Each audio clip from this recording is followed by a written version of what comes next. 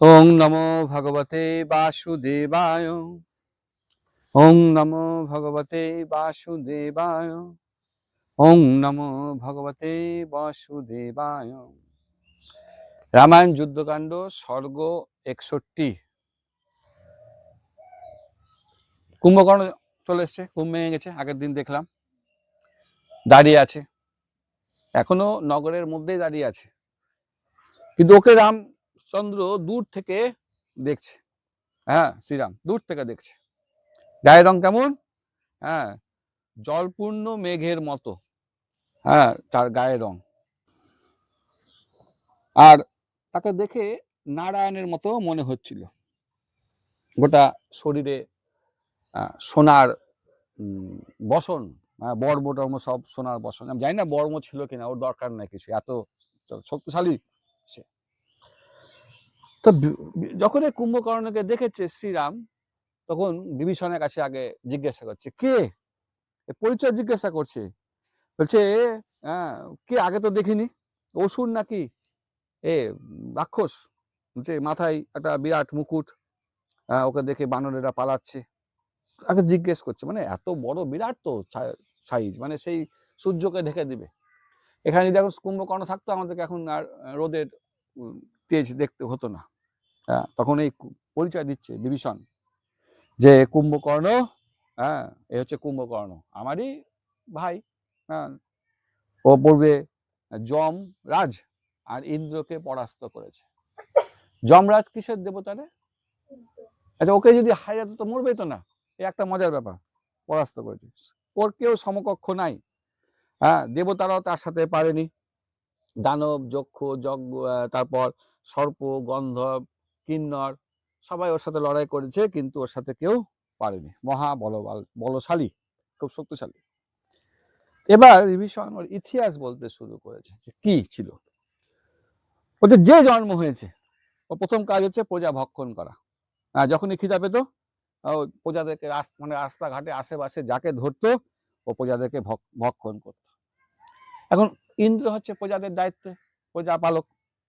তো ইন্দ্রের কাছে তারা রিকোয়েস্ট করে যে কিছু ব্যবস্থা করেন। তখন ইন্দ্র এই বজ্র নিয়ে কুম্ভকর্ণকে মারতে আসে। তো ইন্দ্রকে কি করে কুম্ভকর্ণ, ইন্দ্রের হাতির নাম জানা আছে, ঐরাবত। সেই ঐরাবতের দাঁত ভেঙে ইন্দ্রকে বুকে মারে। তো এরপর তো মার খেয়ে তো ইন্দ্র তো পালিয়ে যায়। তাতে দেবতা, দানব, ব্রহ্মর্ষি সবাই কিন্তু মোটামুটি সবাই কিন্তু দুঃখিত হয়ে যায়, কারণ পারছে না তো এর সাথে কেউ। তো তখন দেবতারা পারছে না, দুর্বল। আমরা দেবতাদের পূজা করি, কিন্তু দেখি মাঝে মাঝে রাক্ষসরা কিন্তু দেবতাদেরকে হারিয়ে দেয়। তাহলে কাদের পূজা করা ভালো, রাক্ষসদের নাকি? আমি তো ভাবে মাঝি। তখন এবার দেবতাদের যখন সমস্যা হয়, তখন তারা ব্রহ্মার কাছে যায়। ব্রহ্মার কাছে গেছে, সঙ্গে গন্ধর্বগণ, ব্রহ্মর্ষি, আরো যারা ঊর্ধ্বলোক বাসী আছে সবাইকে তখন তারা সঙ্গে নিয়ে গেছে। গিয়ে বলছে এই কুম্ভকর্ণের সঙ্গে বলছে, চরিত্রটা কি বলছে। প্রথম কাজ হচ্ছে প্রজা ভক্ষণ, যাকে দেখবে তাকে খাবে। 2 নম্বর এর কাজ হচ্ছে এক্সপার্ট হচ্ছে দেবতাদেরকে মারা, ও যখন যে দেবতাকে ইচ্ছা গিয়ে মারবে। আর 3 নম্বরের কাজ হচ্ছে পর স্ত্রীকে সে অপহরণ করবে, কার বউ সুন্দরী ওকে উঠিয়ে নিয়ে চলে গেল, সব বলছে। তো যদি একে বন্ধ না করি তাহলে কি হবে, খুব তাড়াতাড়ি জগৎটা শূন্য হয়ে যাবে, কেউ আর বেঁচে থাকবে না, সবাইকে ওই খেয়ে নেবে। তো ব্রহ্মা তখন এই চলে আসে, এই কুম্ভকর্ণের কাছে আসে, এসে দিকে পাঠায় সমস্ত রাক্ষসদেরকে। তো রাক্ষসদেরকে দেখেই, এই ব্রহ্মাকে দেখে কিন্তু, এই কুম্ভকর্ণকে দেখে কিন্তু ব্রহ্মারও কিন্তু ভয় লেগে যায়, মনে হচ্ছে না আমাকেই খেতে আসছে।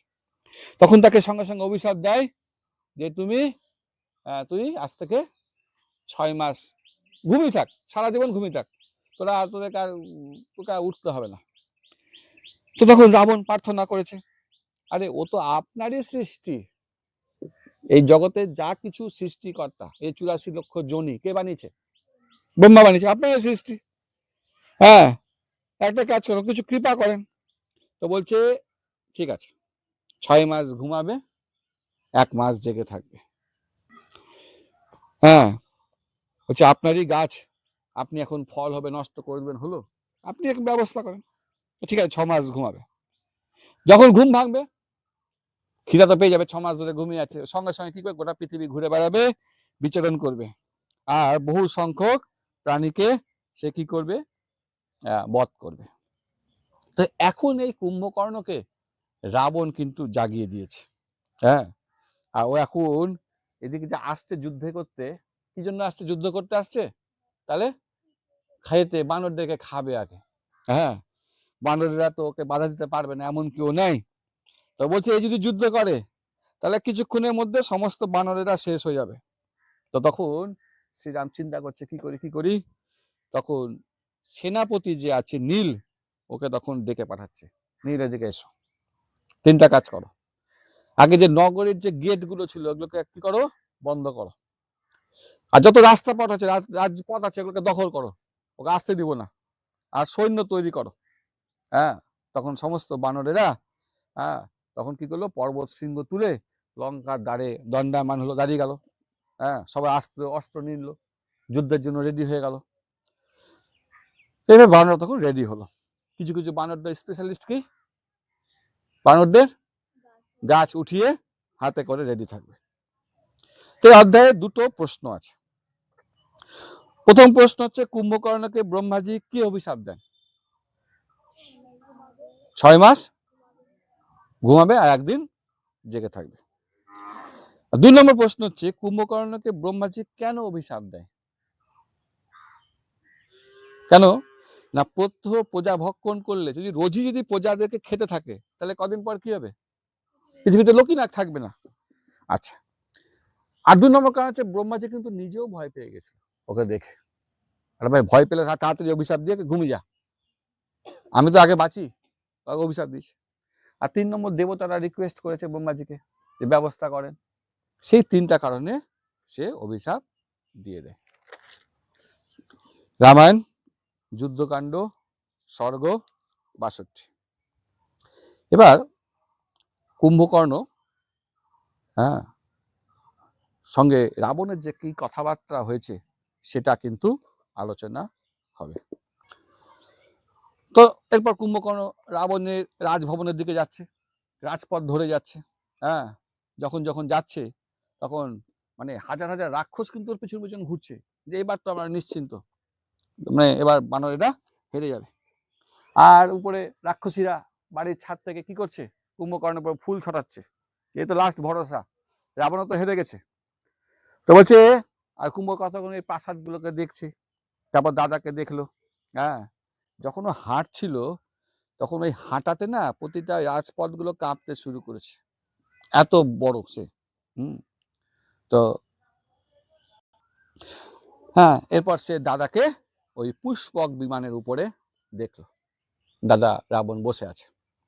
প্রথমে গেল, গিয়ে কি করবে, চরণ বন্দনা করলো, প্রণাম করলো, দাদাও তাকে আলিঙ্গন প্রদান করলো। হ্যাঁ, কুম্ভকর্ণকে বসতে দিল। এবার কুম্ভকর্ণ দাদার প্রতি এবার ক্রোধ দেখাচ্ছে। কাকে ভয় পাচ্ছেন, কাকে পাঠাতে হবে জমালয়ে, আমাকে তাড়াতাড়ি বলেন। হ্যাঁ, এবার রাবণ এবার তার মনের কথা বলছে, কাকে ভয় পাচ্ছে, শ্রীরামকে। হচ্ছে রাম, ও সুগ্রীবকে সঙ্গে নিয়ে এসছে, সমস্ত আমার বংশ ধ্বংস করে দিয়েছে, সে অলরেডি সমুদ্র পার করে এসছে, যত যত যোদ্ধা রাক্ষস ছিল সবাইকে বধ করেছে, যুদ্ধে তাদেরকে হারানো যাচ্ছে না, আমার প্রধান প্রধান যে রাক্ষস বীর ছিল তাদেরকে হত্যা করে দিয়েছে। তো ওরই ভয়ে আমি তোমাকে এখন ঘুম থেকে উঠালাম, এখন আমার কোষাগার শূন্য।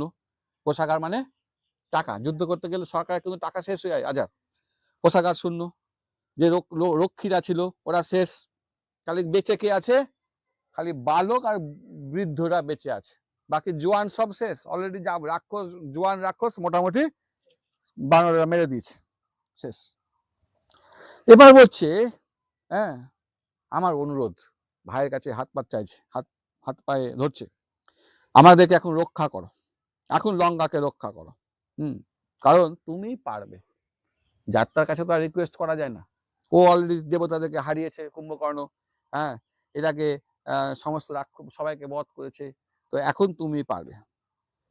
এটাও বলছে রাবণ যে আগে কোনোদিনও তোমার কাছে অনুরোধ করিনি, এর আগে কিন্তু কুম্ভকর্ণকে বলেনি তোমার কাছে অনেক আশা আছে, ভালোবাসা আছে। হ্যাঁ, যাই হোক, তোমার তুল্য কেউ বীর কেউ নেই, আর তুমি যুদ্ধ করতেও ভালোবাসো। হ্যাঁ, তুমি বন্ধু প্রিয়। হ্যাঁ, আমরা কি করতে ভালোবাসি? কিছু আছে কি আমাদের কোনো ভালোবাসায় হবি টবি কিছু আছে কি? যাই হোক, প্রতিপক্ষকে তুমি এখন তছনছ করে দাও। তো এখানে একটাই প্রশ্ন আছে, কার ভয়ে কুম্ভকর্ণকে রাবণ ঘুম থেকে উঠায়? বাহ, শ্রীরামের ভয়। রামায়ণ যুদ্ধকাণ্ড স্বর্গ 63। এবার কুম্ভকর্ণ কিন্তু রাবণের নিন্দা করবে, এই সব আলোচনা আছে। তো কুম্ভকর্ণ এবার হাসতে শুরু করছে, অট্ট হাসি। অট্ট হাসি পারিস হাসতে? আর একটু ভালো করে কর, ভালো করে কর তো অট্ট হাসি। এবার বলছে সবই তোমার কর্মের ফল। আজকে যে এই যে রাক্ষস শূন্য হয়ে গেছে, তো কি বললো একটু আগে যে খালি বাচ্চারা আছে আর বুড়ারা আছে, তো কার জন্য হয়েছে? তো কর্মের ফল। কেন কর্মের ফল? যে তোমাকে যারা ভালো বুদ্ধি দেয় তাদের কথা শুনোনি, যার মনে আমরা এমন এমন মানুষের কাছে কথা শুনছি যাদের মনে কোনো আধ্যাত্মিক জ্ঞান নাই। যে তোমার কি দোষ? তোমার প্রথম দোষ হচ্ছে এই যে বিভীষণ তোমাকে অনেক ভালো ভালো কথা বুঝিয়েছিল, শুনেছিস? শুনেছিস বিভীষণের কথা একটাও? পরিচিত নেই, কি শুনবি? তুমি শীঘ্রই নরকগামী হবা, আর তুমি এই পাপের যে কাজ করেছো, কি পাপ কাজ করেছে? সীতাহরণ। এটা তোমাকে ফল ভোগ করতে হবে। তুমি ভালো মন্দ বিচার করনি, জীবনে ভালো মন্দ বিচারটা করতে হবে, যে কাজ করার আগে এটা ভালো হবে খারাপ হবে। হ্যাঁ, তুমি কোন শক্তির বলে তুমি একজন নারীকে অপহরণ করে নিয়ে আসলে? শক্তি থাকে তো মানুষের উপকারে লাগাও। হ্যাঁ, তোমার নীতি জ্ঞান নাই, তুমি ঐশ্বর্যের গর্বে আত্মহারা হয়ে গেছো। আমাদের পকেটে যদি কোনো কারণে একটু বেশি টাকা চলে আসে, আমরা কি হবে? অহংকার চলে আসবে। তুমি বিপরীত কর্ম করলে। কোথায় সাধু বৈষ্ণবের সেবা করতে হবে, তুমি কি করলে? সাধু বৈষ্ণবদের তাদের স্ত্রীকে হরণ করে নিয়ে আসলে। তুমি দেশ কাল পাত্র বিচার করলে না, কার স্ত্রীকে নিয়ে আসছি, কে সেই ব্যক্তি, কি করছি, তোমার নিজের পজিশন, তুমি একজন রাজা হয়ে অপহরণ করলে। হ্যাঁ, তুমি উত্তম মার্গ ত্যাগ করলে, আর ওই নোংরা অধম মার্গকে তুমি গ্রহণ করলে। হ্যাঁ, না নিজের মঙ্গলের কথা ভাবলে না, আর রাক্ষসদের কুলের মঙ্গলের কথা ভাবলে না। কি করলে? না শত্রুদেরকে অবহেলা করলে। তুমি ন্যায় অন্যায় বিচার করলে না।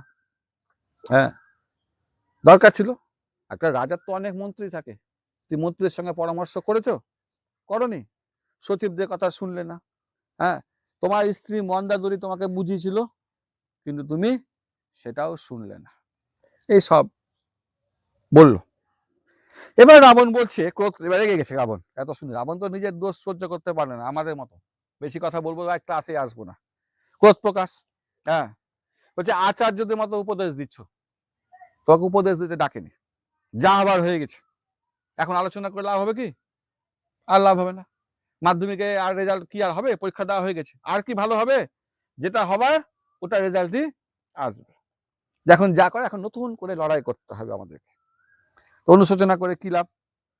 সংকটগ্রস্ত আছি, বাঁচাতে হবে।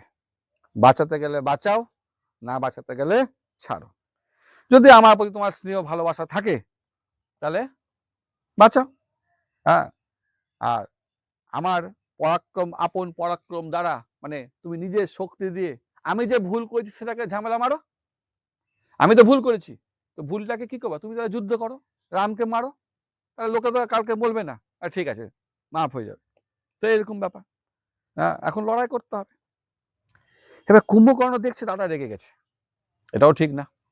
হ্যাঁ, তখন রাগ করেছে, এবার একটু ভালো ভালো মিষ্টি মিষ্টি কথা বলছে, ওরকম আমরাও করি। তো কুম্ভকর্ণ বলছে, যাই হোক, হ্যাঁ, আমি বেঁচে থাকতে আপনি চিন্তা করবেন না, আমি শত্রুদের ধ্বংস করব, বানরেরা পলায়ন করবে, আমার আপনার কষ্ট যা কিছু আছে আমি সবকিছু নিবারণ করব, চেষ্টা করব। হ্যাঁ, ভাতৃস্নেহের কারণেই করছি, আপনাকে ভালোবাসি, আপনি পিতার মতো দাদা, তা আপনার জন্য আমি আমি যুদ্ধক্ষেত্রে যাচ্ছি।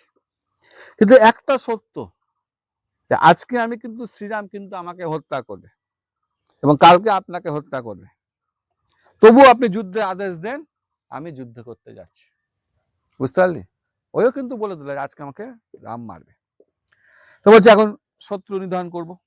আপনি এক কাজ করেন, রামের ভয় ত্যাগ করেন, হ্যাঁ, তারপর বানর বাহিনী আমার ভয়ে পলায়ন করবে, রামের মস্তক ছিন্ন করব, হ্যাঁ, শত্রু বিনাশ করে আপনার চোখের জল আমি মুছিয়ে দিব, হ্যাঁ, ইন্দ্রকে দরকার পড়লে বধ করব, সুগ্রীব সমস্ত বানরদেরকে বধ করব, হ্যাঁ, সকল যতগুলো বন্ধু আছে রামের সবাইকে ভক্ষণ করব, বানরদেরকে দরকার বলে সমুদ্রকে পান করে দেব, কেউ আমার সামনে আসতে পারবে না, আমি 2 হাত দিয়ে যত শত্রু আছে আমি সবাইকে কি করব, হত্যা করব। এক কাজ করেন, আপনি এখন নিশ্চিন্ত বসে মদ্যপান করেন। প্রথম প্রশ্নগুলো শুনে নে। হ্যাঁ, প্রথম প্রশ্ন হচ্ছে, তখন লড়াই হবে, তো আমাদের কোন শত্রুর প্রতি আমরা এই শত্রুর সঙ্গে 3 রকম আমাদের পদ্ধতি আছে, দণ্ড, সাম আর দান নীতি। সাম, দান, দণ্ড, ভেদ শুনেছি তো। এখানে ভেদের আর কোনো গল্প নেই, কারণ ভেদের ঝামেলা আগে হয়ে গেছে। হ্যাঁ, এখন আছে দণ্ড, সাম আর দান। তো এখন আমরা কোন শত্রুর প্রতি কেমন আচরণ করব এটা আজকে শিখে নে।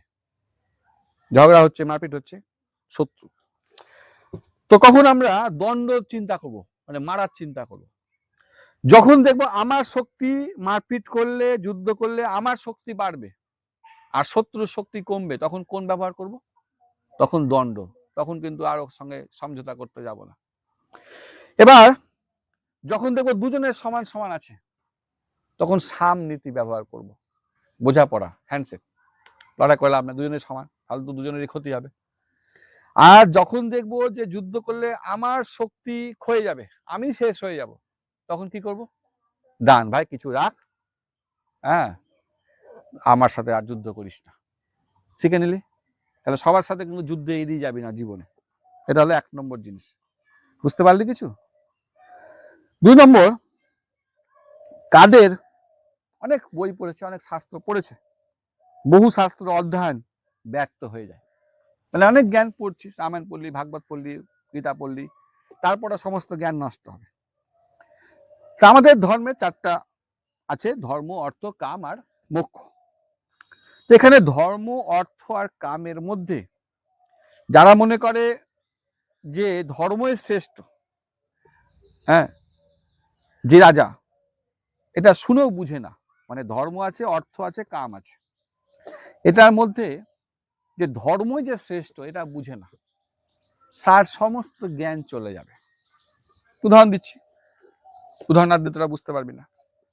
রামায়ণ পড়ছিস,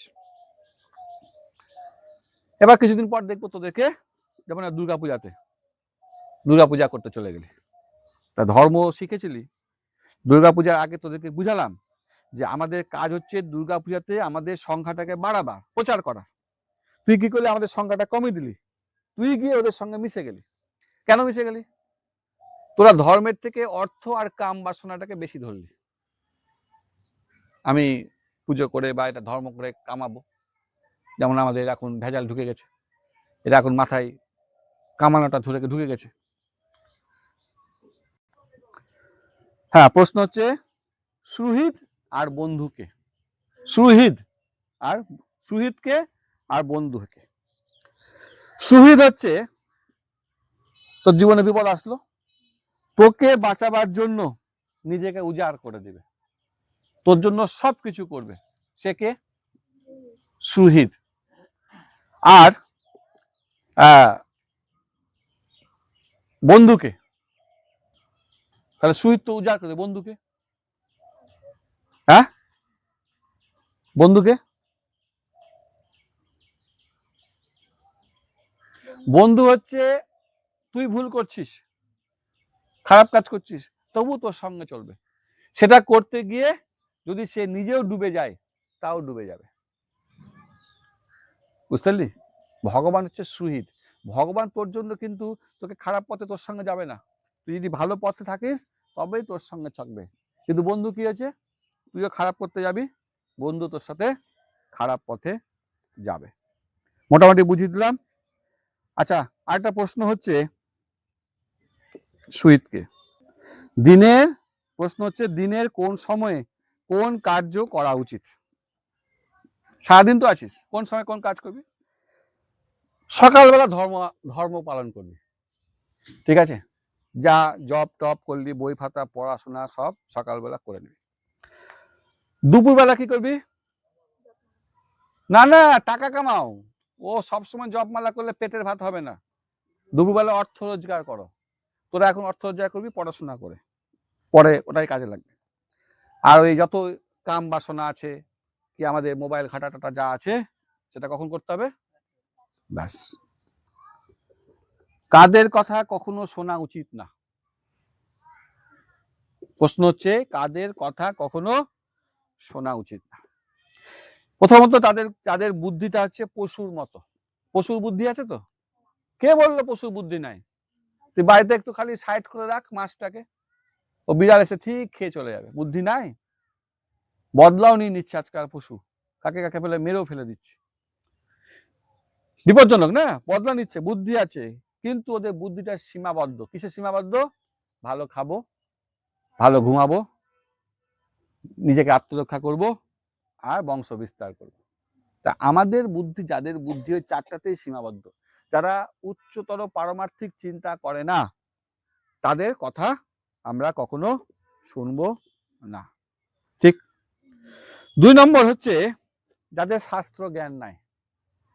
তুই যখনই একজন যার শাস্ত্র জ্ঞান নাই তার সঙ্গ করবি, তাহলে তোর কি হবে? যা শিখেছিস সব আস্তে আস্তে ডিলিট হয়ে যাবে। এই জন্য কার সঙ্গ করবি সেটা কিন্তু খুব গুরুত্বপূর্ণ। তিলক থাকলে যে ভক্ত হবে বা শাস্ত্র জ্ঞান থাকবে এর কোনো নিশ্চয়তা নেই। খুব সাবধানে আমাদেরকে সঙ্গ করতে হবে। দেখবি তার মুখ থেকে কটা কথা বেরাচ্ছে ভগবানের কথা, কতটা সে নিজে আদর্শ পালন করছে। বুঝতে পারছিস? এগুলো খুব আমাদেরকে দেখতে হবে। আর যে ধরনে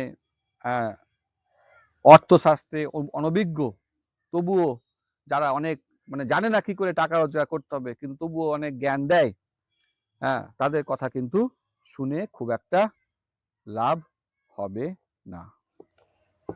ঠিক আছে, রামায়ণ তাহলে হয়ে গেল এটা না? রামায়ণ যুদ্ধকাণ্ড স্বর্গ 64। তো পাশেই মহোদর ছিল, রাবণের পার্ষদ। মহোদর তখন এই সাবধান বাণী করছে যে কুম্ভকর্ণকে তিরস্কার করছে, বলছে তুমি কর্তব্য জানো না। তুমি কুম্ভকর্ণ বালকের মতো তুমি কথা বলছো। তোমার একা যুদ্ধে যাওয়া একেবারে ঠিক না। রাজা ন্যায় অন্যায় জানে, রাজা যেটা বলে সেটাই ঠিক। তুমি শত্রুর স্থিতিটাকে তুমি ভালো করে আগে জানো, তার শক্তিটা যাচাই করো, তুমি কর্মফলের চিন্তা করো। তো বলছে পূর্বে সবাই এই শ্রীরামের কাছে পরাস্ত হয়েছে, তো তুমি এখন যে বলছো একা যুদ্ধ করতে যাবে, তুমি কি করে যাবে? তুমি একা যুদ্ধ করতে যাবে না। তুমি যদি একা যুদ্ধ যাও তার যে পরিণাম হবে সেটা খুব ভয়ঙ্কর হবে। তো তখন সে এই রাবণকে মহোদর একটা উপদেশ দিতে শুরু করেছে, একটু উদ্ভট টাইপের উপদেশ, আর রাক্ষস তো অত তো বুদ্ধি নাই। তো বলছে সীতাকে আপনি বলপূর্বক গ্রহণ করেন, জোর করেন ওর উপর, আপনার চরণে ও সুখ পাবে, আপনার শরণাগত হবে। তো কি করবেন? বলে যুদ্ধ করতে সবাই একসাথে চলো, যা যা আছে সবাই একসাথে যুদ্ধ করতে চলো। জিতলে আপনি জিতে যান, সীতা আপনার বশীভূত হবে। ওখানে যাব, যুদ্ধ করব, যদি জিতে গেলাম ভালো, না এসে বলবো যে আমরা রামকে হারিয়ে ফেলেছি, রামকে ভক্ষণ করে নিয়েছি। আপনি যদি এখনই বলবেন, এবং সঙ্গে সঙ্গে সর্বত্র ঘোষণা করে দেবেন, একে ওকে দান করতে শুরু করবেন, এমন একটা পরিস্থিতি তৈরি করবেন যে সবাই মনে করবে না সত্যি সত্যি রাম মারা গেছে। আপনি মদ্যপান করবেন, লোকে মুখে প্রচারিত হয়ে যাবে।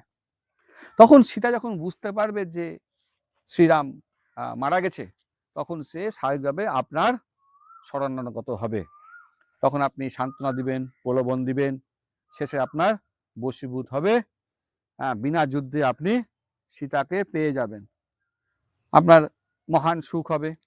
আপনি বিনা যুদ্ধে সুখ লাভ করবেন, বিনা যুদ্ধে আপনি যশ, পূর্ণ, রাজলক্ষ্মী ও সুদীর্ঘ কীর্তি লাভ করবেন। তো এই যে বুদ্ধিটা দিল, যোদ্ধার মতো দিল কি? না, দিল না। আর ওর মাথায় কি এসছে আলোচনা করলো। যাই হোক, রামায়ণ যুদ্ধকাণ্ড সর্গ 65। তো কুম্ভকর্ণ যখন এই মহাদরের কথা শুনলো, তাকে তিরস্কার করছে।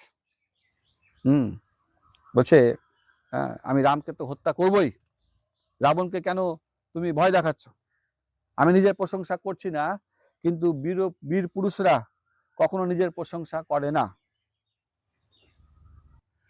তো আমি কাজ করে দেখাবো। তো বলছে মহাদর ভীরু, বুদ্ধিহীন, ওর কোনো মূর্খ, ওকে তিরস্কার করে মহাদরকে। বলছে তার উপর ভরসা করতে বলছেন, ও মানে আমার উপর ভরসা করেন। রাবণকে বলছি আমি পরাস্ত করব। তো এই কথা শুনে মানে কুম্ভকর্ণের যে বীরত্বপূর্ণ কথা বলছে, এতে কিন্তু রাবণ খুব খুশি হয়েছে। সে তখন বলছে না না, মহাদর ভয় পেয়ে গেছে। বলছে কুম্ভকর্ণ, তোমার সমকক্ষ তো কেউ নাই, তুমি এক কাজ করো, যুদ্ধযাত্রা করো, শত্রু সংহার করো, ওই জন্য তোমাকে ঘুম থেকে উঠিয়েছি। তুমি যুদ্ধে যাও, রামকে বধ করো, অনেক বানরকে ভক্ষণ করো, তুমি যুদ্ধে করতে যাও।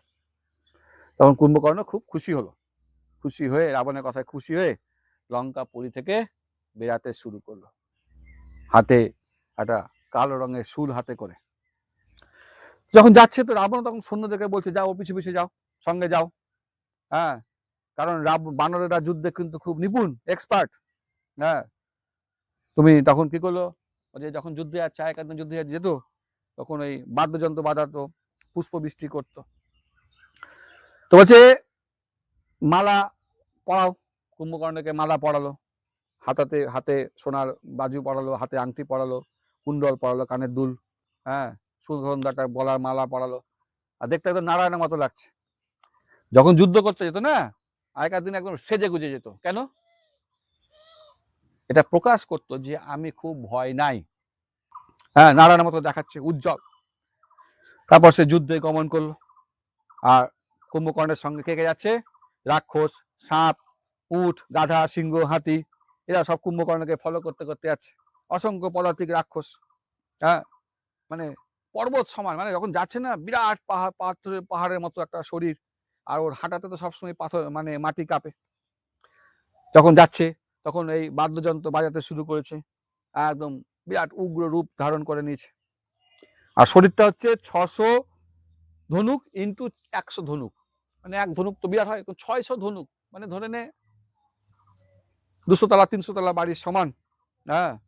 মুখটা বিকট হাসি, হাসতে হাসতে যাচ্ছে। প্রতিজ্ঞা করেছে কি, না আজকে সমস্ত প্রধান প্রধান বানরদেরকে আজকে বধ করবো।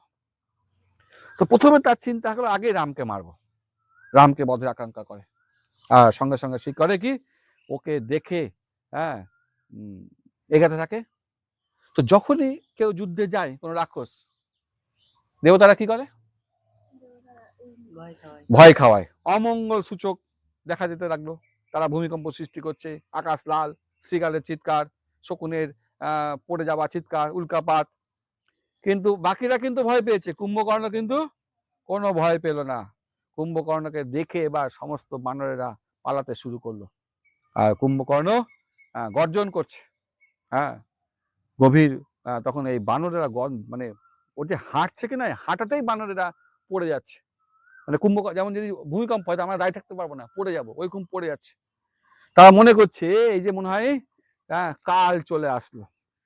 এইভাবে কুম্ভকর্ণ এবার যুদ্ধক্ষেত্রে প্রবেশ করলো।